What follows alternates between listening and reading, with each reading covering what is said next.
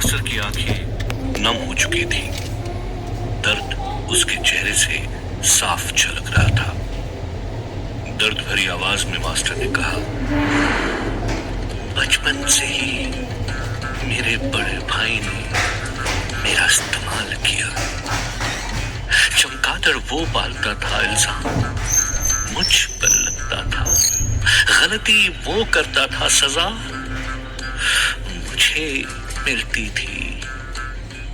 उसी ने मुझे मजबूर किया महिपाल से उस किताब के बारे में जानकारी निकालने के लिए। मेरी गलती बस इतनी थी कि मैं नादान था। आखिर था तो 10 साल का बच्चा ही। जो भाई कहता गया मैं करता गया। बचपन से ही भाई पर जुनून सवार था, काली शक्तियों को अपनी बस में करने का। पागलों की तरह वो उस किताब को ढूंढने के पीछे पड़ा था और वो किताब उसके हाथ लग ही गई थी। मास्टर ने सिसकी भरते हुए कहा, और फिर वो कयामत का दिन आया। उस दिन सुबह से ही भाई कुछ अजीब सा व्यवहार कर रहा था। माँ ने मुझे कुछ काम से मार्केट भेजा था। जब तक मैं आया तो दूर खिड़की से देखा कि भाई के चारों तरफ काले साए थे। चमगादड़ों का झुंड उसके आस-पास घूम रहा था और फिर वो अचानक से गायब हो गया। मैं कुछ समझ नहीं पाया। हिम्मत जुटाकर जब मैंने घर का दरवाजा खोला तो मेरे होश उड़ गए थे। चारों तरफ दीवार पर, सोफे पर, हर तरफ खून के छींटे बिखरे हुए थे। मेरे बड़े भाई ने ही मेरे परिवार को बेरहमी से मार दिया था। पीछे छूट गया था मैं अनाथ, आंखों में खून के आंसू लिए। मैंने कसम खाई थी कि एक दिन बड़े भाई से अपने घर वालों की मौत का बदला जरूर लूंगा। और अजंता से भागकर मैं मुंबई आ गया, जहां जुर्म की दुनिया से मेरा सामना हुआ। मैं लड़ा, दूसरों को मारा, बस इसी मकसद से कि इतनी शक्तियां इकट्ठा कर पाऊं कि अपने भाई से बदला ले सकूं। राहुल मास्टर की दर्द भरी दास्तान सुनकर स्तब्ध था। मास्टर ने राहुल की तरफ मुड़ते हुए कहा, जिस वक्त का मैं पिछले 20 सालों से हर पल इंतजार कर रहा था, वो वक्त अब आ गया है। जो मेरे साथ हुआ वो किसी और के साथ ना हो, इसीलिए नरकदूत का अंत करना ही पड़ेगा। तेरी अच्छी भली जिंदगी को नरकदूत ने जानबूझकर नरक में बदल दिया। नरकदूत के काल का अंत ही इस सृष्टि की भलाई है। कितनी भी मुसीबतें उठानी पड़े, पर हमें ये करना ही होगा। ये कहते हुए मास्टर ने राहुल की तरफ दोस्ती का हाथ बढ़ाया। राहुल नरकदूत की जिस असलियत के बारे में पता लगाना चाहता था, वो सच उसके सामने था। मानव जाति की भलाई के लिए राहुल ने मास्टर का वो दोस्ती का हाथ थामते हुए कहा, कितनी ही मुश्किलें अब क्यों ना हो, पर अब नरकदूत हमसे नहीं बच पाएगा। काली गुफा में बैठा नरकदूत आयशा की आत्मा की तरफ देखते हुए कहता है, तुम जानती ही नहीं कि कितनी मुश्किल से तुम्हें इस गुफा तक लाया हूं। अच्छी आत्माएं कभी मुझ तक पहुंच नहीं पाती, क्योंकि उनके लिए सीधे स्वर्ग के दरवाजे खुलते हैं। शुक्र है तूने आत्महत्या का रास्ता चुना। अब तेरे लिए स्वर्ग के दरवाजे तो बंद हो चुके हैं। नरकदूत ने खौलती हुई कढ़ाई की तरफ देखते हुए कहा, मैं नहीं जानता यादव और राहुल की जंग में कौन जीता और कौन हारा। बस इतना जानता हूं कि राहुल के खिलाफ तू ही मेरा हुक्म का इक्का है। और अचानक नरकदूत ने आयशा की आत्मा के हाथ को कसकर पकड़ लिया और उसे घसीटते हुए उस गुफा की काली गहराइयों की ओर अंदर ले जाने लगा। आयशा की चीख गुफा में गूंज रही थी। मुझे मुझे जाने दो मुझे। आयशा की चीख पुकार का असर नरकदूत पर नहीं पड़ा। उसने आयशा का हाथ और कस के जकड़कर उसे घसीटता हुआ अंधेरे में गुम हो गया था। राहुल ने मास्टर से हाथ तो मिला लिया था, पर उनके सामने चुनौतियों का पहाड़ खड़ा हो गया था। मास्टर ने कहा, अगर किसी भी तरह हमें महिपाल के दादाजी की वो किताब हाथ लग जाए तो हम नरकदूत को हरा सकते हैं, पर उसके लिए हमें नरकदूत की गुफा में पहुंचना होगा। वो गुफा जिसका ठिकाना कोई और नहीं जानता। राहुल ने हताशा से कहा, मैं ठीक उस किताब के सामने खड़ा था। अगर नरकदूत ना आया होता तो। ये कहते हुए राहुल की नजर बर्फ में जमे यादव पर पड़ी और तभी उसके दिमाग में एक प्लान आया। खुशी से चीखते हुए राहुल ने मास्टर की तरफ देखते हुए कहा, एक शख्स है जो हमें नरकदूत तक पहुंचा सकता है। ये कहते हुए राहुल ने यादव की तरफ उंगली दिखाई। मास्टर ने सर हिलाते हुए कहा, विचार अच्छा है तुम्हारा, पर यादव हमें नरकदूत के पास क्यों ले जाएगा?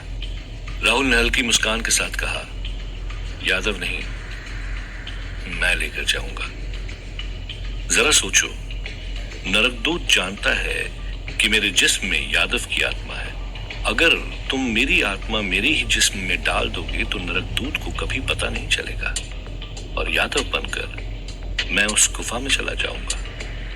कैसा है प्लान? मास्टर ने हिचकिचाते हुए कहा, प्लान तो अच्छा है, बस एक ही दिक्कत है, मैं तुम्हारी आत्मा यादव के अंदर नहीं डाल सकता। राहुल ने चौंकते हुए पूछा, क्या? पर तुमने तो कहा था कि मैं अगर महिपाल को तुम्हारे पास ले आया तो तुम मेरी आत्मा मेरे शरीर में डाल दोगे। क्या वो सब झूठ था? मास्टर ने कहा, नहीं, मैं सच कह रहा था। अगर तुम महिपाल को मेरे पास ले आते तो उसकी मदद से मैं वो किताब ढूंढ लेता और फिर उसके जरिए तुम्हें वापस तुम्हारे शरीर में भेज सकता था।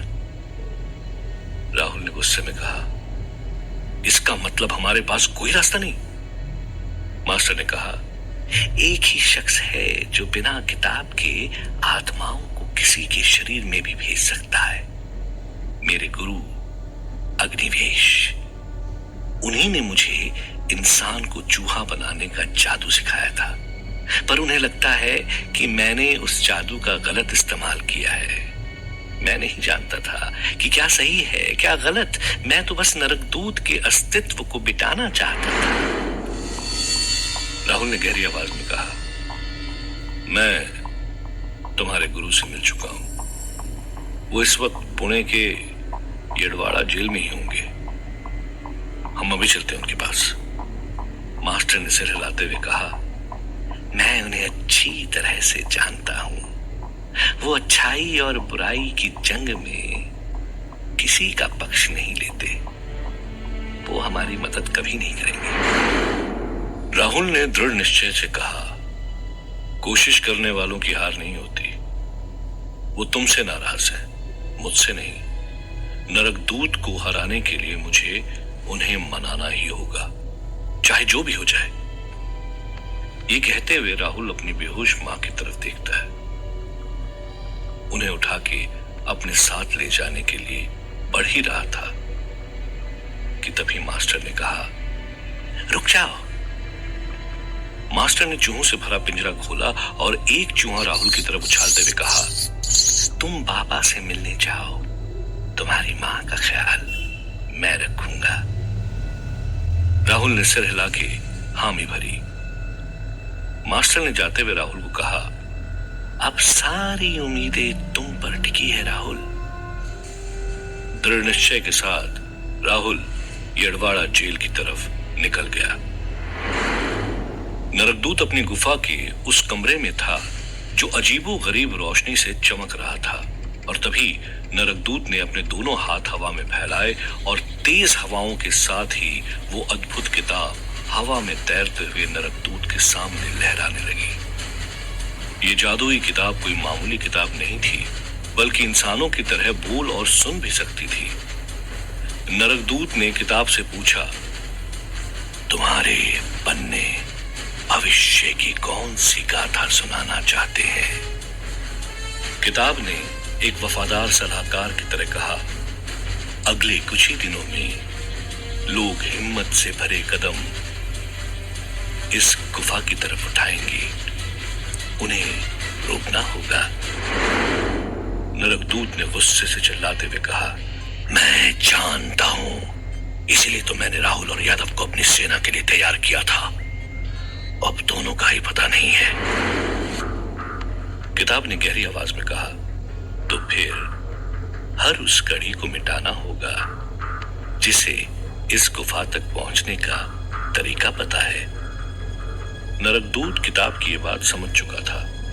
किताब ने कहा, पर उसके लिए आपको नए सिपाही की जरूरत है। नरकदूत ने चीखते हुए कहा, मैं जानता हूं मुझे क्या करना है।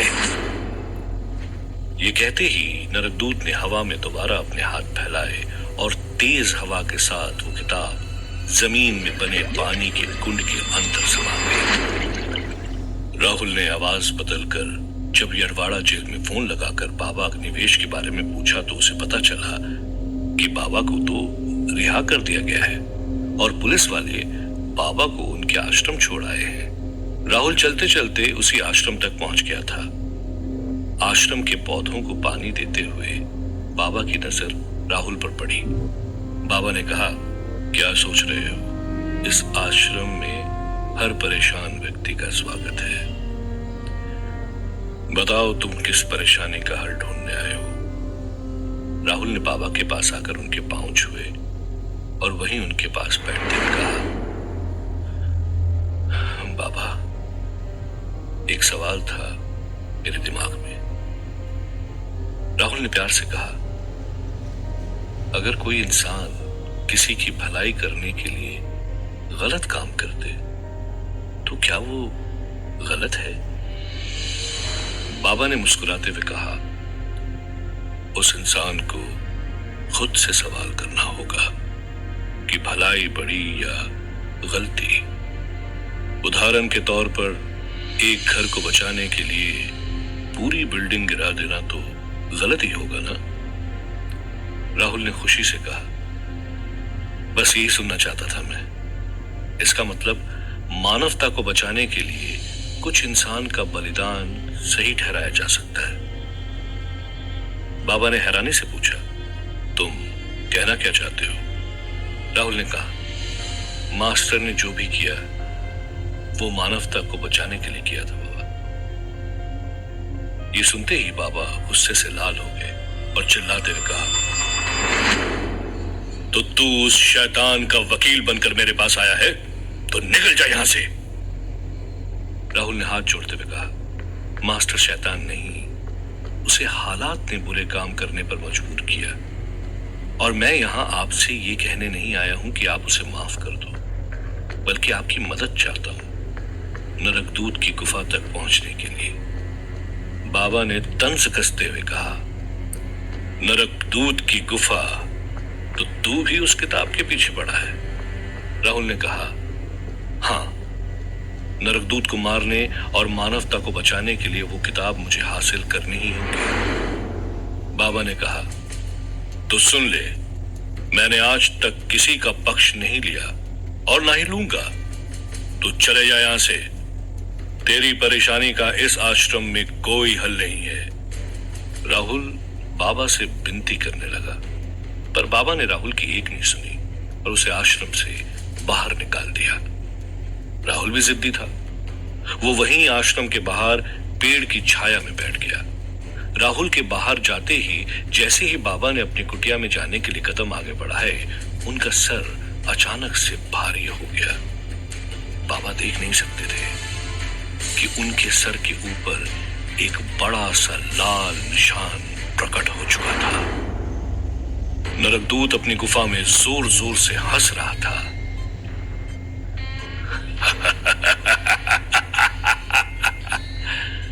7 कड़ी, 7 निशान उन सभी लोगों पर निशान आ गए हैं जिसे तुझे रास्ते से हटाना है। नरकदूत अंधेरी कोठरी में पड़ी एक आत्मा से बात कर रहा था।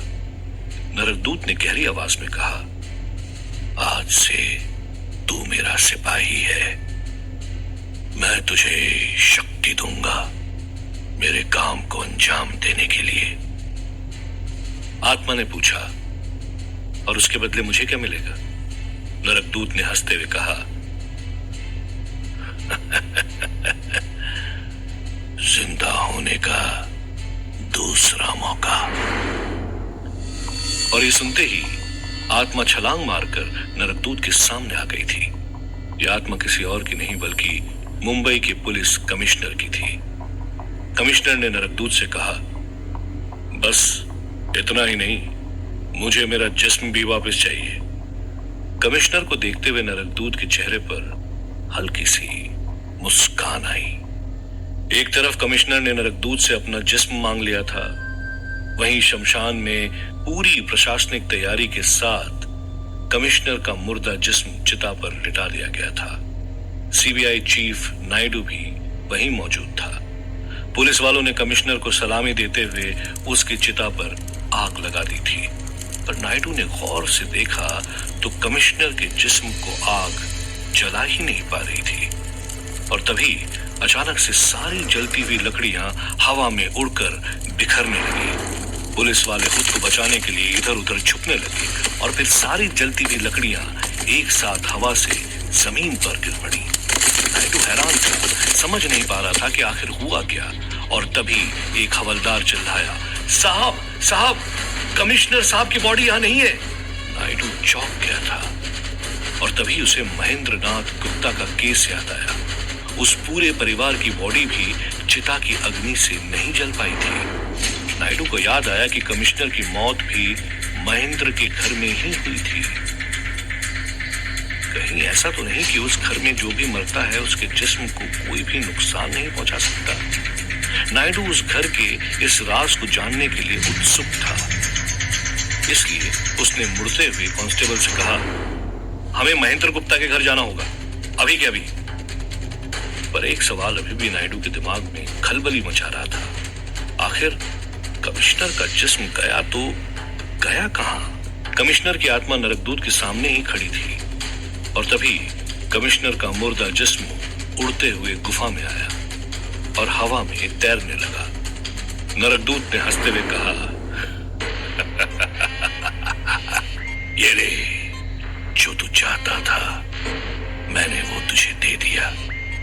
अब जो मैं चाहता हूं वो कर। कमिश्नर की आत्मा अपने जिस्म में घुसते ही हवा में तैरने लगती है। कमिश्नर खुशी से कहता है, इन्हीं शक्तियों को तो मैं कब से पाना चाहता था। आप चिंतित मत हो, मैं आपके रास्ते के सारे कांटों को हटाकर ही लौटूंगा। आपके पुराने सिपाहियों की तरह आपको निराश नहीं करूंगा। ये कहते हुए कमिश्नर वहां से उड़ चला।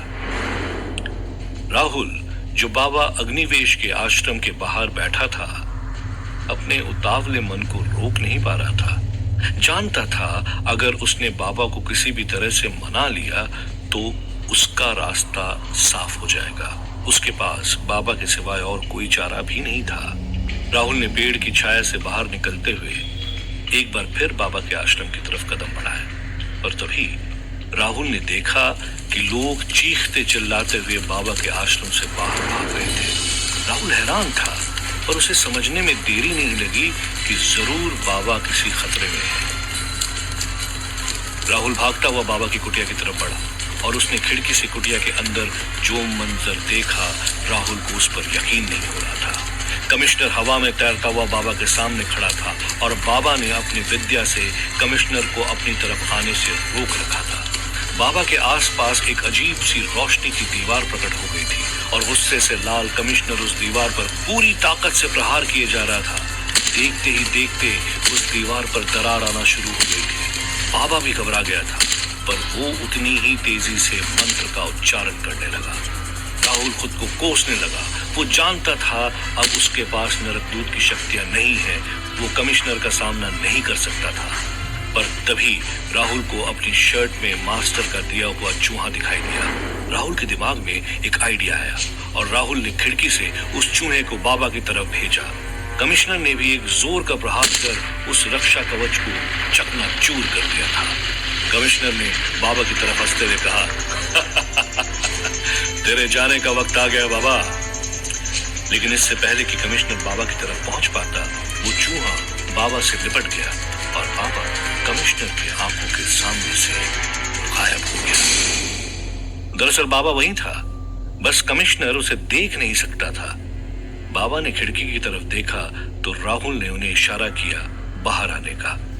कमिश्नर ने गुस्से से आग बबूला होकर हवा में इधर उधर मारना शुरू किया, पर तब तक बाबा बचते हुए बाहर आ चुका था। राहुल ने तुरंत ही बाबा का हाथ पकड़ा और उन्हें खींचते हुए आश्रम से बाहर ले गया। इधर नायडू भी अपनी टीम के साथ अजंता के उस घर तक पहुंच गया था, जिसके बाहर ही महेंद्रनाथ गुप्ता के परिवार को गाड़ा गया था। नायडू ने अपनी टीम को ऑर्डर देते हुए कहा, खोदो और निकालो उस परिवार को। मुझे इस बात का रहस्य जानना है कि क्यों इस परिवार के एक भी सदस्य को जलाया नहीं जा सका था। नायडू का ऑर्डर सुनते ही टीम हरकत में आ गई थी और तेजी से खुदाई शुरू हो गई। राहुल भी बाबा को आश्रम से काफी दूर ले आया था और उसने बाबा को हाँफते हुए कहा, आप घबराइए मत, कुछ नहीं होने दूंगा मैं आपको। पर देखा आपने, सच्चाई का साथ नहीं देंगे तो बुराई आपके पीछे आपको मिटाने आएगी। बाबा ने राहुल की आंखों से आंखें मिलाते हुए कहा, मैं अभी भी उस मास्टर पर भरोसा नहीं करूंगा, पर तुझ पर यकीन है मुझे। तो ठीक है, मैं पहुंचाऊंगा तुझे उस किताब तक। ये सुनते ही राहुल खुशी से झूम उठा। राहुल जानता था बाबा की मदद से वो नरकदूत के खात्मे से एक कदम और नजदीक आ गया था।